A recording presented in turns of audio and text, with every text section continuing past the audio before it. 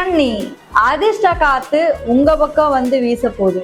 இந்த கன்னி ராசிக்கு ஏப்ரல் 14ஆம் தேதிக்கு அப்புறம் வந்து பாத்தீங்கன்னா மிகப்பெரிய ஒரு மாற்றமானது ஏற்படுது. அதாவது சூரியன் கன்னி ராசிக்கு ஒரே ஒரு மிகப்பெரிய ஒரு மைனஸ் பாயிண்ட் என்ன தெரியுங்களா? அடுத்து ஒரு 7-8 மாசம் நான் சொல்றேன்.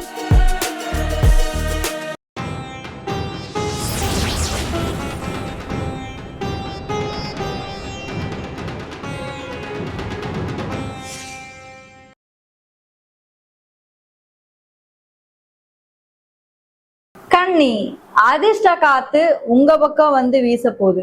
அட ஏங்க, நாங்க படுற வலி வேதனை என்ன அப்படின்றது எங்களுக்கு தான் தெரியும். இதுல நீங்க வேற வந்து ஏங்க சும்மா எதையாவது ஒண்ணு சொல்லிட்டு இருக்கீங்க அப்படின்னு கேட்டீங்கன்னா, பாருங்க, ஒரு விஷயம் நல்லா புரிஞ்சுக்கோங்க. வாழ்க்கையில எப்பயுமே நாங்க கஷ்டப்பட்டுட்டு இருக்க முடியாது. ஏதாவது ஒரு நல்லது நமக்கு நடந்தேதான் தீரும். நல்லது நடக்கணும்னு நம்ம நல்லது நடக்க வைப்போம் இந்த 2026 தமிழ் புத்தாண்டுக்கு அப்புறம். ஸோ இந்த வீடியோவை தொடர்ந்து பாருங்க. அது மட்டும் இல்லாம ருத்ரன் ஆஸ்ட்ரோ சேனலை இன்னும் நீங்க சப்ஸ்கிரைப் பண்ணாமலே வச்சிருந்தீங்க அப்படின்னா மறக்காம சேனலை சப்ஸ்கிரைப் பண்ணி வச்சுக்கோங்க. ஏன்னா இந்த ஒரு சேனல்ல மட்டும்தான் உங்களுக்கு ஜோதிடம் பற்றியும் ஆன்மீகத்தை பற்றியும் தொடர்ந்து வீடியோஸ் வந்துகிட்டே இருக்க போகுது. கன்னி ராசி காலச்சக்கரத்துடைய 6வது ராசி. இந்த கன்னி ராசிக்கு ஏப்ரல் 14ஆம் தேதிக்கு அப்புறம் வந்து பாத்தீங்கன்னா மிகப்பெரிய ஒரு மாற்றமானது ஏற்படுது. அதாவது சூரியன் உங்களுடைய ராசியில இருந்து 8ஆம் இடம் சொல்லக்கூடிய அஷ்டமஸ்தானத்துல வந்து உச்சமாயி இருக்கக்கூடிய இந்த காலகட்டம் ஏப்ரல் 14 தமிழ் வருட பிறப்பு ஏற்படுது. இந்த தமிழ் வருட பிறப்பு வந்து பராபர வருடம் அப்படின்னு வந்து சொல்றாங்க. சோ இந்த பராபர வருடம் எப்படி இருக்கு, எந்தெந்த மாதிரி மாற்றங்கள் நம்மளுக்கு ஏற்படுத்த போகுது அப்படின்னா, அஷ்டமஸ்தானத்துல வரக்கூடிய இந்த சூரியன் சடன் டிரான்ஸ்ஃபர்மேஷன் உங்க வாழ்க்கையில ஏற்படுத்தலாம். அதாவது திடீர் மாற்றங்கள் ஏதோ ஒரு வகையில உங்களுடைய மன மாற்றமா இருக்கலாம், இல்ல பொருளாதாரத்துல ஒரு மாற்றமா இருக்கலாம், இல்ல ஒரு தெளிவான ஒரு ஐடியாஸ் உங்களுக்கு இந்த அடுத்து ஒரு ஆண்டு உங்களுக்கு வந்து கொடுக்கலாம். ஏன்னா சூரியன் உச்சமாகக்கூடிய இந்த காலகட்டம் ஒரு தெளிவா உங்களுக்கு கொடுக்கும். ஏன்னா சூரியன் அப்படின்னாலே பாருங்க, ஒரு ஒளிங்க, ஒரு வெளிச்சம். 8ஆம் இடத்துல இருக்கக்கூடிய சூரியன் உங்க 2ஆம் வீட்டை பாக்குறாரு, தனஸ்தானத்தை பாக்குறாரு. ஏதோ ஒரு வகையில உங்களுக்கு வந்து பணம் காசு வந்து குவிய வருடம் கொட்டும். இன்னும் சொல்ல போனா பணம் காசு உங்க பக்கம் வரும் அப்படின்றத மட்டும் நீங்க மறக்கவே கூடாது. ஏன்னா உங்களுடைய 10ஆம் இடத்துல இப்ப குரு பகவான் இருக்காரு இல்லையா? அடுத்து அவர் லாபஸ்தானத்துக்கு போறாரு, அடுத்து 12ஆம் இடத்துக்கு போறாரு. இப்படி அடுத்தடுத்த நகர்வுகள் எல்லாமே உங்களுக்கு நல்லா இருக்கு. 10ல் இருக்கக்கூடிய குரு பகவான் இப்ப 4 பாக்குறாரு, அடுத்து 11ஆம் இடத்துக்கு வருவாரு, அது லாபஸ்தானம். பட் அதெல்லாம் நம்ம போறதுக்கு முன்னாடி இந்த 8ல இருக்கக்கூடிய சூரியன் என்னதான் பண்ணுவாரு அப்படின்னு நீங்க கேட்டீங்கன்னா, தந்தை ரீதியா உங்களுக்கு ஏற்பட்டிருக்க பிரச்சனையை நிவர்த்தி பண்ண போறாரு இந்த வருடம். இல்ல உங்க பூர்வீகத்துல ஏதாவது பிரச்சனை இருக்குன்னா அது உங்களுக்கு சரியாகக்கூடிய காலகட்டம் இந்த அடுத்து ஒரு வருடமானது. சூரியன் 8ஆம் இடத்துல வர இருக்காரு. ஆயில் அப்படின்ற ஒரு இடம் வந்து 8ஆம் வீடு, நம்ம எல்லாருக்குமே தெரியும். ஆயில் ஸ்தானம் வந்து 8ஆம் வீடு. சோ அந்த ஆயில் ஸ்தானத்துல இப்ப சூரியன் வந்து அமர்ந்து இருக்கிறதுனால ஹெல்த் இஷ்யூஸ் கண்டிப்பா நிறைய இருந்திருக்கும். கன்னிராசிக்கு ஒரு 40ல இருந்து 60 வயசுல இருக்கிறவங்களுக்கு எலும்பு சம்பந்தமான விஷயங்கள், நோய், நரம்பு சம்பந்தமான விஷயங்கள்ல கூட நிறைய பிரச்சனைகள் ஏற்பட்டிருக்கும். ஆக்சிடென்ட்ஸ் கூட ஏற்பட்டிருக்க வாய்ப்பு இருந்திருக்கு உங்களுக்கு.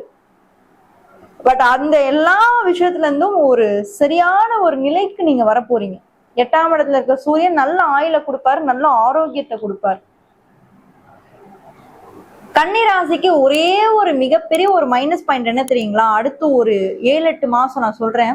இந்த ராகு கேதுவால தான் உங்களுக்கு வந்தா பிரச்சனை வந்தா அதனாலதான் வரும். ஏன்னா 12ல கேதுவும் 6ல ராகுவும் உட்கார்ந்து இருக்காங்க. சோ அரசு சார்ந்த துறையில இருக்கிறவங்க எல்லாம் இந்த அடுத்து ஒரு 7-8 மாசம் கேர்ஃபுல்லா இருந்துக்கோங்க. கன்னி ராசியில நீங்க அரசியல்வாதியா இருக்கீங்க, கவர்மெண்ட் அபிஷியலா இருக்கீங்க, இந்த பெரிய பெரிய உயர் பதவியில இருக்கிறீங்க அப்படின்னா 12ஆம் இடத்துல இருக்கக்கூடிய கேது பகவான் உங்களுக்கு தேவையில்லாத விரய செலவு பண்ண வைப்பாரு, தேவையில்லாத இன்வெஸ்ட்மெண்ட்டை பண்ண வைப்பாரு. கிட்டத்தட்ட பாத்தீங்கன்னா லட்சக்கணக்கில் கோடி கணக்குல பணத்தை இழக்கக்கூடிய தருவாய் கூட ஏற்படும். ரொம்ப கேர்ஃபுல்லா இருக்கணும். ஏன்னா விரயத்துல இப்ப கேது வந்து அமர்ந்து 6ஆம் இடத்துல ராகு இருக்கு. சோ நோய், எதிரி, வம்பு, வழக்கு, கடன், அந்த ஒரு பிரச்சனைனால இது எல்லாத்தையும் நீங்க சந்திக்கிற மாதிரி ஆயிடும். அடுத்து ஒரு வருஷத்துக்கு நீங்க ரொம்பவே கேர்ஃபுல்லா இருக்கணும். கரியரை பொறுத்த வரைக்கும் இப்ப 10ல குரு இருக்கிறாருங்க, அது வரைக்கும் உங்களுக்கு ஓரளவுக்கு சமாளிச்சுட்டு வந்துருவீங்க. பட் 11ஆம் இடம் சொல்லக்கூடிய லாபஸ்தானத்துல குரு பகவான் வரும்போதுதான் உங்களுக்கு ஒரு வெளிச்சமே பிறக்கும், ஒரு தெளிவே பிறக்கும் வாழ்க்கையில. ஓகே, நான் வந்து இத்தனை நாள் தப்பான ஒரு கரியரை சூஸ் பண்ணியிருந்தேன், பட் இனிமே என்னுடைய வாழ்க்கையில இந்த ஒரு விஷயத்த நான் மாத்தும் போது என்னோட லைஃப் நல்லா இருக்கும். சில பேர் கரியரை கூட மாத்திட்டு போயிடுவீங்க. தப்பா ஒரு இடத்துல இருக்க மாதிரி இருக்கு, சரி எனக்கு இது செட் ஆகல, சரி நான் வேற ஒரு இடத்துக்கு நான் போனா நல்லா இருக்கும் அப்படின்ற ஒரு மைண்ட் செட் உங்களுக்கு தோண ஆரம்பிக்கும். ஜூன் மாசத்துக்கு மேல தோண ஆரம்பிக்கும். அந்த டைம்ல நீங்க வேற ஒரு கரியரை மாத்திட்டு போறதுக்கான வாய்ப்புகள் கூட ஏற்படும். ஏன்னா சனி நமக்கு ஆல்ரெடி 7ல உட்காந்துட்டாரு. சனி 7ல உட்காந்து நம்மளையே வர பாத்துக்கிட்டு இருக்காரு. நம்ம ஒவ்வொரு விஷயத்தையும் நோட் பண்ணிட்டே இருக்காரு. அடுத்தடுத்து இவன் என்ன பண்ண போறான், என்னென்ன மாதிரி பண்ண போறான் அப்படின்னு சொல்லி சனி 7ல உட்காந்துட்டு உங்களைத்தான் பார்ப்பேன்னு பாக்குறாரு. ஏன்னா அவருக்கு வேற யாரையும் பார்க்க முடியாது. அதுதான் உண்மை. 7ல ஒரு கிரகம் உட்காருது அப்படின்னா அது ராசியைத்தான் பார்க்கும். ஏன்னா 180 டிகிரி ஆக்சிஸ்ல இருக்கு. அப்ப நான் உங்களை மட்டும் தான் போக்கஸ் பண்ணுவேன். சனி உங்களை வந்து குடும்பிப்படியா பிடிச்சிட்டாரு. எங்கேயும் தப்பிக்க முடியாது, நீ இனிமே நான் வந்து உன் பார்வையில தான் இருக்கேன் அப்படின்ற மாதிரி இருக்கிறதுனால நீங்க என்ன பண்ணலாம் சனி பகவானுக்கு அப்படின்னு நீங்க பாத்தீங்கன்னா, எள்ளு விளக்கு சனி பகவானுக்கு ஏத்துறது ரொம்ப பாசிட்டிவா இருக்கும். அது எதுவா இருந்தாலுமே சரி, உங்க வாழ்க்கையில வரக்கூடிய எல்லா துன்பங்களையுமே அவர் நிவர்த்தி பண்ணுவாரு. எள்ளு விளக்கு ஏத்துங்க, காகங்களுக்கு உணவு வைங்க. இது எல்லாமே ஒரு பாசிட்டிவான டிரான்ஸ்ஃபர்மேஷன்ஸை உங்களுக்கு ஏற்படுத்தும். கரியரை பொறுத்த வரைக்கும் மிக முக்கியமா நான் முன்னாடியே சொன்ன மாதிரி தான், தேவையில்லாத பெரிய பெரிய இன்வெஸ்ட்மெண்ட்டை நீங்க போட்டுறாதீங்க. ஸ்லோவா ஸ்டெடியா தான் உங்களுக்கு வந்து இம்ப்ரூவ் ஆகும். டக்குன்னு உங்களுக்கு வந்து இம்ப்ரூவ் ஆகாது. அந்த ஒரு மைண்ட் செட்டை மட்டும் நீங்க எப்பயுமே வச்சுக்கோங்க. ரிலேஷன்ஷிப்ஸ்லாம் எப்படி இருக்க போகுது?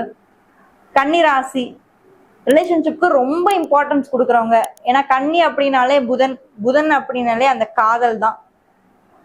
நம்ம எல்லாரும் என்ன நினைச்சுக்கிறோம், சுக்கிரன்னா காதல், சுக்கிரன்னா ஆசை அப்படின்னு நினைச்சுக்கிறோம். கிடையவே கிடையாது. புதன் தான் காதல், புதன் தான் ஆசை.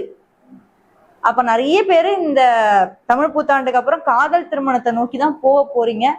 உங்க பார்ட்னரை இன்னும் நீங்க மீட் பண்ணல, சிங்கிளா தான்ப்பா இருக்கேன், நான் மிங்கிள் ஆகிறதுக்கு வாய்ப்பு இருக்கா அப்படின்னு கேட்டீங்கன்னா, சிங்கிளா இருக்கிறவங்களும் மிங்கிள் ஆகக்கூடிய காலகட்டம் தான் இந்த காலகட்டம். பட் கரெக்டான ஒரு பார்ட்னரை சூஸ் பண்ணுங்க. ஏன்னா சனி உங்களுக்கு 7ல இருக்காருல்ல. ஸோ சனி 7ல இருக்கும்போது கமிட்மெண்ட்டை கண்டிப்பா எதிர்பார்ப்பாரு. நீங்க எவ்வளவு தூரம் கமிட்டடா இருக்கீங்க, உங்க கமிட்மெண்ட் எப்படி இருக்கும். ஏன்னா லக்னம் நீங்க கன்னி லக்னமா இருந்தாலும் சரி, கன்னி ராசியா இருந்தாலும் சரி, சனி 7 தொடர்பு கொள்ளும் போது நம்ம அந்த கமிட்மெண்ட்ல ரொம்ப கேர்ஃபுல்லா இருக்கும். இல்லை அப்படின்னா அந்த கமிட்மெண்டால தான் நம்மளுக்கு 7ரையே அந்த கமிட்மெண்ட் தான். ஸோ எந்த ஒரு பர்சன் நீங்க லைஃப்ல பார்ட்னரா சூஸ் பண்ணாலுமே சரி, லாங் டேர்ம் கமிட்மெண்ட்குள்ள போற மாதிரி பாருங்க. சீரியஸ் ரிலேஷன்ஷிப்ல இருக்கிற மாதிரி பாருங்க. ஏதோ டைம் பாஸுக்கு நான் இருக்கேன் வரேன் போறேன்னா சனி ஒத்துக்க மாட்டாரு, அங்கேயே கட் பண்ணிட்டு போயிடுவார். ஸோ சீரியஸ் கமிட்மெண்ட்டும் லாங் டேர்ம் ரிலேஷன்ஷிப் தான் உங்களுடைய கோலா இருக்கணும் அடுத்த ஒரு வருஷத்துக்கு. அடுத்து எஜுகேஷன், படிப்பு சார்ந்த விஷயங்கள்லாம் எப்படிங்க இருக்கும், நல்லா இருக்குமா? பேரண்ட்ஸ் எல்லாம் கேட்பீங்க, என் குழந்தை நல்லா படிச்சுட்டு வந்துருமா, முன்னேற்ற பாதைக்கு போவோமான்னு கேட்டீங்கன்னா போவாங்க, கவலையே படாதீங்க. சனி தானே உங்களுக்கு 5ஆம் இடத்தோட அதிபதி, அவர் 7ஆம் இடத்துல தானே இருக்காரு. ஸோ உங்களுடைய ராசியை தான் பார்த்துட்டு இருக்காரு. என்ன கொஞ்சம் மந்தமா இருப்பீங்க இந்த டைம் பீரியட்ல, கொஞ்சம் ஸ்லோவா நிதானமா இருப்பீங்க, அவசரப்பட மாட்டீங்க. ரொம்ப அப்படியே ஸ்லோவா நிதானமா ரொம்ப மந்தமா இருக்கிற மாதிரி இருக்கும், ஸ்லோவா படிக்கிற மாதிரி இருக்கும். பேரண்ட்ஸ் கொஞ்சம் சப்போர்ட் பண்ணுங்க. கன்னி ராசியில உங்க குழந்தை வீட்டுல இருக்கு அப்படின்னா அது ஸ்லோவா இருக்கும். என்னடா இது நல்லா படிச்சுட்டு இருந்த குழந்தையே இப்ப திடீர்னு படிக்க மாட்டேங்குது, விளையாட்டுத்தனமா இருக்கே அப்படின்னா நடக்கும். அதெல்லாம் நடக்கும் தான். இருந்தாலும் உங்களுடைய மிகப்பெரிய சப்போர்ட்டும் ஆதரவும் அடுத்து ஒரு வருஷத்துக்கு அவங்களுக்கு தேவை. ஏன்னா நம்மளுக்கு ஆல்ரெடி 12ல கேது, 6ல வர ராகு இருக்கு. தூக்கத்துல நிறைய டிஸ்டர்ப் ஆக போறீங்க கன்னிராசி. கேர்ஃபுல்லா இருங்க, நல்லா தூங்குங்க, அதான் மிக முக்கியம். அடுத்த ஒரு வருஷத்துக்கு மைண்ட் டிஸ்டர்ப் ஆகாம நல்லா தூங்குனீங்கனாலே தெளிவா இருப்பீங்க. உங்க முகத்தை பார்த்தா அப்படியே பிரகாசமா தெளிவா இருக்கும். மொத்தத்துல இந்த கன்னிராசியை பொறுத்த வரைக்கும் அதிர்ஷ்ட காத்து உங்க பக்கம் தாங்க, கவலையே படாதீங்க. ஏதாவது ஒரு உங்க வாழ்க்கையில கஷ்டத்தை நிவர்த்தி பண்ற மாதிரி ஏதாவது கடவுள் ஒண்ணு கொடுத்துக்கிட்டே இருப்பாரு. சந்தோஷம், மகிழ்ச்சி உங்க வாழ்க்கையில வந்துட்டுதே இருக்கும் அப்படின்றத மட்டும் உங்க மைண்ட்ல நீங்க பிக்ஸ் பண்ணி வச்சுக்கோங்க. சிம்ம ராசி பத்தி தெரிஞ்சுக்கணும்னா இந்த வீடியோல ஃபர்ஸ்ட் கமெண்ட்ல ஃபர்ஸ்ட் லிங்க்ல கொடுத்துருக்கேன், மறக்காம அதையும் போய் செக் பண்ணுங்க. யாராவது ஒரு ஃப்ரெண்டுக்கு இந்த வீடியோ ஷேர் பண்ணி ஹெல்ப் பண்ணணும்னு நினைச்சீங்க அப்படின்னா மறக்காம ஷேர் பண்ணி ஹெல்ப் பண்ணுங்க. தேங்க்யூ.